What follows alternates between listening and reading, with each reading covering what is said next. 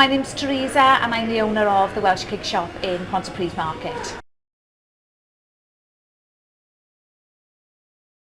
Welsh cake shop has been here for 17 years and I've been the owner for around 6 years. So how have you found the past year? Challenging. I think everyone would say the same. It's been difficult. Footfall obviously has dramatically fallen in the last year, but we've managed to stay open.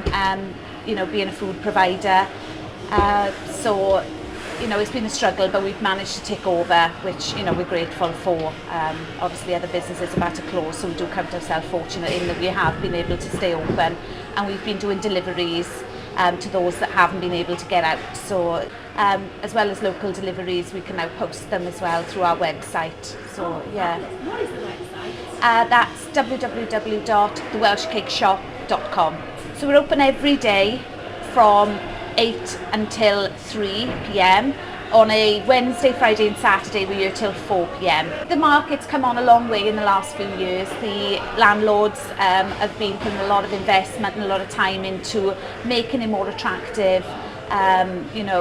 It's a big building, and obviously there are a lot of ongoing repairs that need doing, but the landlords are very good and have been working hard to try and modernise and make it more attractive to shoppers in the town. The traditional Welsh cakes are the biggest seller, but also the bar of brith and bread pudding are very good sellers as well. So we've got our Facebook page, so when we do every month we do a flavour of the month, and this month is lemon and white chocolate. Yeah, lemon and white chocolate.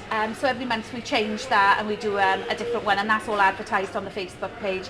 If we have anything new in, then we'll put that on the Facebook page as well. So it's a good way of letting people know what we've got.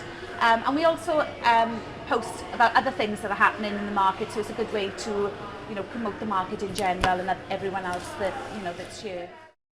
Yeah, it is.